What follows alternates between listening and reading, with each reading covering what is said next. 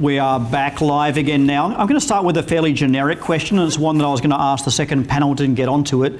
And by the way, Becky Pringle had to leave early for another meeting, so we have the rest of our guests back here. And the question is, how does focusing attention on systems on teacher leadership help the child, help the whole child? And I'll open this up to anybody. Well, I think it's because focusing on teacher leadership, as we said earlier, every teacher comes into this profession wanting to do what's best for children. And so if we unleash teachers and allow them to do that, then we will strengthen the system and make it better for the child. If teachers have a voice, students will. Yeah. And I think if you want whole children, you need to give them whole teachers. And teacher leadership is what does that. So.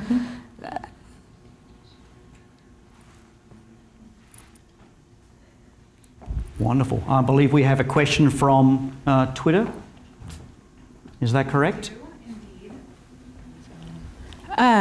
Yes, we do indeed. Twitter user VEFA asks, do school administrators see teacher leadership as a threat to their leadership role? It's funny how everyone looks at me. Didn't Sean say I wasn't a school leader anymore? I think, once again, it goes back to it depends. I mean, that's kind of a broad statement. Yes, there's going to be weaker, insecure administrators who are going to look at it as a challenge, and then there are others that are going to say, I have a partner.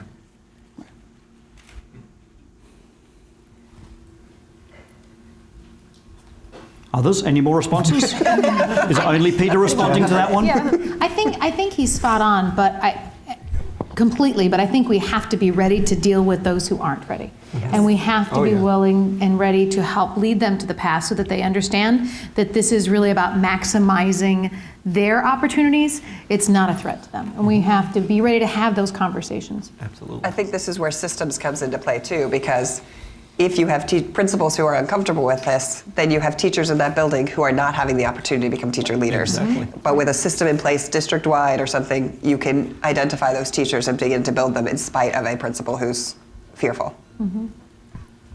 Wonderful. We have a question from the audience. Where do you think this movement is going with an increasing number of superintendents and now principals not coming out of education and coming from other fields? Well, I think that's why training is so important. But I think in other fields, there is more openness to having leadership from within in a lot of cases. So if you look at industry, where a lot of principals and superintendents are coming from, they're the people who work under the leader are much more empowered to be able to go to the leader. I think people who don't have that background in education are going to need to rely on teachers more than ever. And so the smart ones are going to be the ones who will encourage that teacher leadership because they need that classroom perspective. So I don't worry as much about that. What I worry about are the people who are used to the traditional hierarchy or supposed hierarchy of schools. Breaking that down is going to be, I think, a bigger challenge. I agree completely again, and I also think that we need to see this as an opportunity, actually, because if we can learn to delineate the role of principal into its components of instructional leader and manager, there are some of those people coming in from outside education that may be great managers, but not instructional leaders in any way, shape, or form. So let's allow the teachers to be the instructional leaders, and then allow these people to come in, bring some new ideas around leadership with them, and allow them to be the principal in the building, perhaps. Nice. And one more question from Twitter. Sure. Twitter user Samantha Holman asks the panel, does an avenue exist for teacher leaders to connect to teacher prep programs in order to start collaborating for change? If not, how do we create one? There are some teacher prep programs out there that are working on this type of thing. The National Network of State Teachers of the Year has collaborated, I believe, with, I want to say it's Mount Holyoke. And they're developing a teacher leadership program, and they're doing it for pre-service as well as graduate programs. And I think that that's an example of what's going on. Through the Teach to Lead program, we've been involved with some folks that are working on this, and that what some of their ideas were around that.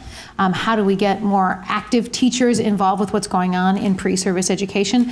Again, another gap that we have is between the practitioners and the pre-service, and that's a real problem for us. I mean, we have too many people coming out of colleges of ed who are not prepared to be boots on the ground and get started right off the get-go, and so we know that that's an area that we have to look at. I would also mention in Kentucky, they do a really nice job in Kentucky of training their pre-service teachers for leadership while they're still in their pre-service program. And then in their first year of teaching, part of the portfolio that they put together has a leadership component where they identify something that they see as a problem or as an activity that they want to do, and then they go about building a capstone project, if you will, to solve that problem. And that's part of them gaining their full certification, is my understanding. I think another connection are a lot of your professional associations when it comes to connections to pre-service teachers. So a lot of professional organizations like ASCD or NCTE or NCTM have student chapters at universities, and that's another place to build a bridge between practicing teachers and pre-service teachers and help them see what kind of opportunities the profession offers. I think one of the issues that I used to see because we always had pre-service teachers coming in, and we would have maybe 8 or 9 in a semester. I would always reach out to them and say, I'm the principal, please come and see me. We can do an exit interview. I'll come and do an informal observation. I might not be able to do a formal one because I don't always have the time. And I would say out of those 9 pre-service teachers, 8 would take me up on it. And then a bigger problem occurred when we would work as a professional development school for the local universities around Albany, New York. And they would send in maybe 3 pre-service teachers to student teach in, say, kindergarten. And whenever one of the pre-service teachers wanted to meet with me, they would only bring the 2 other pre-service teachers with them. So all I knew them as is student teacher 1, student teacher 2, student teacher 3. I did not know their names because they never separated themselves. And from that standpoint, colleges, universities, when they're doing these prep programs, have to talk about how are you going to stick out a little bit more within the school system that you're going to be student teaching in, because basically that was an 8-week interview for me. And year after year, I was really disappointed to see how many people would not meet with me. Maybe it's me, but I just had that epiphany right now. I think I know the answer now. But you know, I'm a friendly guy. And I would put myself out there, and I was the principal, and they wouldn't take me up on it. So that's a problem too. Okay, one more question from the audience. So you're all leaders in the profession. Could you talk about the moment when you realized you self-identified as a leader, and talk about, what was it? Was it that trigger, or was it a process of looking back and realizing, oh my gosh, I've gotten to this point where I'm a leader, and maybe even talking about that kind of self-realization? So was it a moment in time? Was it an action? What was that trigger that you realized that you yourself were a leader? Well, I think for me, there's 2 that I think of. One is I was a leader as a student. I was very involved in the Student Education Association of Nebraska and went on to chair the NEA student program. So even as a student, I knew I wanted to be a leader in education. And for me, it was because even as a student, I went to school pre-med because I wanted to make money, but then my heart kept telling me, but you love kids, so you're gonna follow your pocketbook or your heart. I ended up following my heart, but then realized if I was a leader, maybe at least I could get a little bit more in my pocketbook. So I became involved in the Student Association. I think my epiphany as a classroom teacher actually came about when we had a young girl, 14, 15 years old, who was shot and killed over a parking space on my birthday within my first couple years of teaching. And it just tore at my heart, and I became very public about that and the need to change what we were doing so that type of violence wouldn't happen in our community, and it just became a catalyst for me. But what made me a leader was not just that I stood up and talked, but there was a backlash, a huge backlash, and I didn't step back down. I still stood up, and I withstood the wave of backlash and allowed it to strengthen me instead of knock me down. I never felt like a leader in the teaching field. I know that sounds very strange and maybe I shouldn't say that on this panel, but when I felt like a leader was when I was a school principal. It was a few years into it, and we had gone through a lot of budget cuts in my school system. We're 3,200 students K-12, and we had low enrollment as well. We lost like 300 or 400 students over a matter of a couple of years. So we actually closed a school which was a 1 classroom per grade level school that was annexed into the school district about 17 years before. And it was a pretty horrific time. A hate blog was started by one of the parents. I mean, it was a very dark time in our school district. And I found out that I was absorbing the whole population. And it took me, I always said the transition was going to be 2 years to win people over and find our identity together.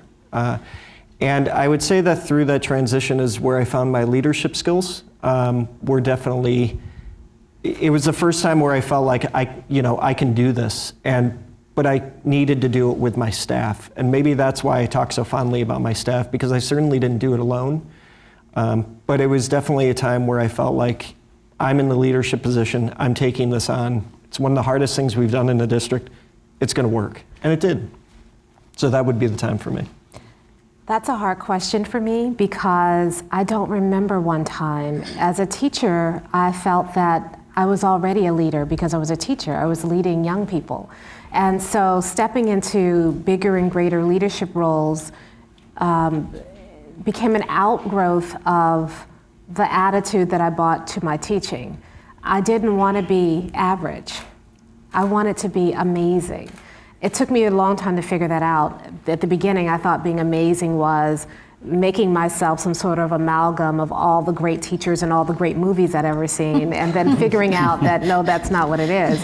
But once I figured that out, and even going through that process of figuring that out and sharing that with my colleagues as I went along, made me into a leader without ever there being one moment where I stepped into my leadership destiny. I think that if more teachers were pursuing mastery in a way that was transparent, then leadership would be a natural outgrowth of that, and we wouldn't need a moment. That moment would come, and we'd be able to step into that next moment because we're already exercising leadership in our practice.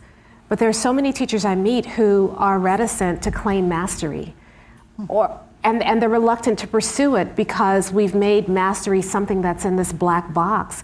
It's akin to sainthood. It's something you get after you've taught for 30 years or 40 years, and they designate you a master teacher at your retirement, when it should be something that we get all along. And if we were pursuing that in a way that was transparent, this is where I am in my journey, then the leadership comes. That's what a leader is. And something you said earlier about modeling leadership for our students, if we were modeling leadership in the classroom, we would automatically and naturally find areas where we can thrive as leaders without having to have that moment. So I'm struggling to answer your question because I don't think there has to be a moment. I think that the decision to be a leader wherever you are, bloom where you're planted. When you do that, that's when the leadership opportunities and those leadership moments come. I'm sort of reassured by Robyn's answer because I can't identify a moment. But I think it's also because to some extent, I agree with Peter as well. In spite of sitting here, I struggle to self-identify as a leader. And I think that's true simply because there's always the next step that I am working to achieve, the next thing I want to do. And in a sense, I don't feel like until I get there, I'm a leader, I guess. Mm-hmm. I don't know. In spite of recognizing that there are numerous ways in my school building, within associations, online, that I have been a leader in education, it's a title that I struggle to own for myself. Right. I mean, I definitely would agree with the not one moment, so thanks for taking that pressure off for this end of the panel. But I would say, there's been lots of little moments throughout my career, and each one has been these incredible supportive people around me, giving me sort of that nudge and encouragement. saying that I'm a leader in a certain aspect, and without that, I'm not sure I would have thought of myself as a leader. But I've had enough great people around me supporting and pushing and nudging, and I think that's needed as well to bring out the leadership in so many people. Well, I think teachers are such a humble lot. Yeah. I mean, Yeah. although when they get in the classroom and shut the door, like they're on stage, and you never know what's going to happen when the door's shut. But once they open the door again, they're very humble because we're used to putting our students up front. It's not about us being up front. And I think one of the challenges that we have to place in front of our colleagues is, humility isn't thinking less about yourself. It's just thinking about yourself less often. And so they have to claim their gifts and their talents and their leadership, and they have to talk about it because there is a negative message out there about teachers, and we have to combat that with a positive message around our leadership and about what we're doing, so that people can see that other side. Nice. That was a tweetable quote, by the way. We can tweet that one out. Do we have another from Twitter? Right. Speaking of Twitter, Twitter user, Sylvia Norton asks, what kind of separate training do principals need in order to leverage teacher leaders? So I've been thinking a lot about this. The first thing is I think we have to reframe what leadership looks like. Because there's a blogger on Harvard Business Review, and I can't pronounce his name, but he talks about builders versus leaders. So he says that bosses say go, leaders say let's go, and builders say come. If you have that mindset about leadership where you build something and then invite people to walk alongside you, then it changes how you see teacher leadership. It's no longer a threat, it's a natural outgrowth of your leadership. So the first thing is that you have to redesign and rethink how you see leadership. And then the second thing is that how do I nurture leadership in people? And that's a gift, that's a talent, that is not something that is natural. Even if I am a quote unquote natural leader, I may not know how to nurture that in others. The third thing is that you have to have an accountability piece, right? I can't just send you out to be a leader and not hold you responsible and accountable for the increase in your role. But how do I hold you accountable without beating you with a hammer?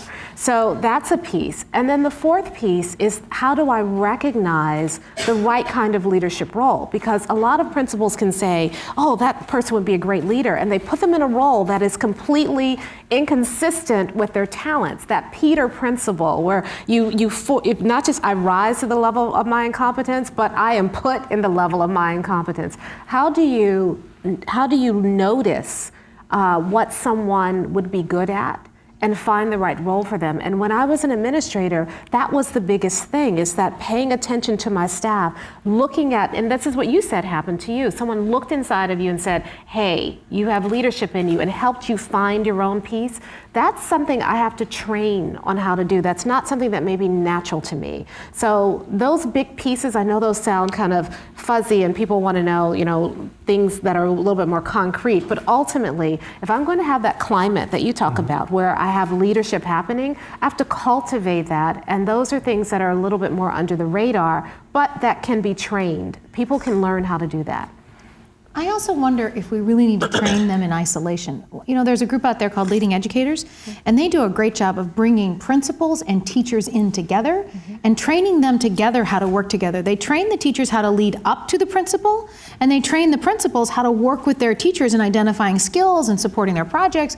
I like that, because then neither is in isolation, and they both know what each other are doing so that they can collaborate and work together as they train and as they learn. I think one of the other challenges in this is that we still don't really have a working definition of a teacher leader. And that I think Maddie's role as a teacher leader looks very different than a lot of what we've been talking about as teacher leaders. And so there's a challenge for principals to try and figure out how to support and foster this when it's not even really clear what we're asking them to support and foster. I think it has to be, I worry about putting too much of a definition on things, because then we end up putting people in a box, right? And that's the last thing we want to do. But if we allow for conversations, and what we say is that is to be defined in relationship to the needs that you have. I think that's the important thing of teacher leadership, is that it's defined in relationship to needs. Again, Leading Educators has just put out a really good book, Leading from the Front of the Classroom, and it talks about how leadership has to have both form and function. And I think that that's an important designation to make. You can't just create a position and then decide what you're going to do with that position. You have to figure out what you need, and then you create a position to meet that need. Nice. I think we have time for a couple more questions. One from the audience. Thank you all so much for being here. It's been a really interesting conversation today. And I know a lot of times when we're talking about teachers and principals, we tend to neglect some of the other people in the school building, the paraprofessionals, the school social workers, the counselors, the school nurses. And so I'm wondering if you've thought about or can address the role of these people, very important people, particularly to the whole child, but if you can address their role in leadership as well. I can say that in my previous position, I was nothing without my team, the school nurse, and I know that in many states, they don't have to have a school nurse within the school, which I think is awful, because the school nurse played such an important part. But we had a team whether it was a child in crisis, which we all have, or if it was a child study team where we were talking about the strengths and weaknesses of a student and how to help, the school nurse was always a part of the team, the school counselor, the school psychologist. So I'm glad you brought that up, because you're absolutely right. Those are all part of a leadership team that are very important, because they may see a different side of a child than everybody else who's sitting at that table. When I was an administrator, I always say that I learned how to be a good administrator because of the school counselor in the building who would come into my office and close the door and say, "You can't do this," or "You need to do that." And so she was my professional development. The challenge, however, is that while we're talking about teacher leader, and there is at least an informal track for leadership if you're a teacher leader, if you're a school counselor, your leadership track begins and ends with head counselor. And after that, you have to leave counseling and go into administration. If you're a school psychologist, there is no track for that.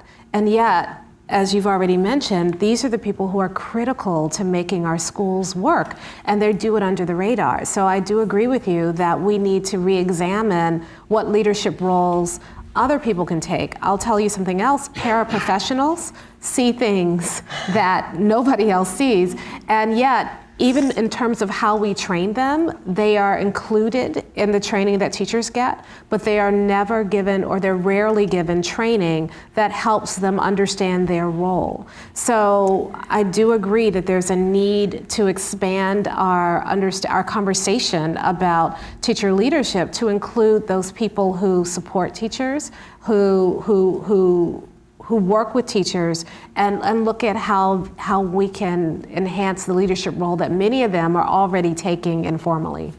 Well, and I think if you have a school that has a good administrator who already wants to share that leadership and ownership with teachers, you're more likely to find an entire school environment where the paraprofessionals and the counselors and everyone from the custodians and the people who work in the lunchroom have a shared ownership for that school and those young people. And so I think schools who do it really well, and administrators who get it, and where teacher leadership is really risen to the top, I think you see that ripple effect around the entire school. Nice. And we have time for one last question from online. In response to Robyn's comments about defining what leadership looks like, Twitter user Pi Innovation commented, "Sometimes charisma and grit are the most important traits for great leaders, and those are not easily defined from a book. How do we develop these skills in our teacher leaders?" So I would respectfully disagree, because some of the best leaders I know have zero charisma.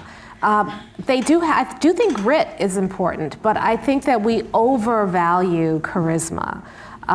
In fact, Good to Great talks about that level 5 leader, and often charisma, we default to charisma and we use it as a proxy for what good leadership should look like, and we don't get good leadership out of it. Some of the most charismatic leaders are some of the most sloppy leaders. Sorry to all of you charismatic leaders out there.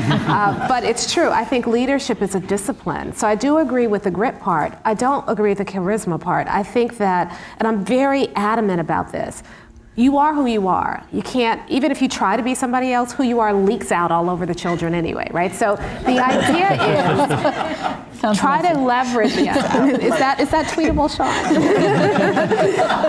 So what you have to do is leverage who you are and figure out, there are a lot of different ways to lead. So leverage who you are, figure out who you are and how you can take your very best self and make that very best self available to your students, to your teachers, to whomever you're leading. And excellent leadership looks different. That's why when we did that master teacher project, we couldn't find a master teacher type. The same thing is true for school leadership. I was just writing in our newsletter today about one of the best principals I've ever seen, who was very quiet, very reticent, didn't like to be up front, but he had that grit. And he was determined to move the school forward, and he was able to build something and invite other people to be a part of it so that other people believed in that vision and moved that vision forward too. You can do that without charisma. I don't know if you can do it without grit, but I think you can do it without charisma. But I think you just said another word that's really huge in a principal who can build teacher leaders, and that's vision. Yeah. I think that sadly we have principals who don't really have a vision. They're going day to day without that goal, without that picture in their head of what they want their school to be. You talked about knowing it would take 2 years to integrate, to become a community, but clearly in your head you knew where in 2 years you wanted to be. And when that's true, you can find those teacher leaders to help support that vision, to help move you forward in that vision. So I think vision is another one that's really critical. And on that note, we're coming to the end of this Whole Child Symposium, so please join me in thanking our guests.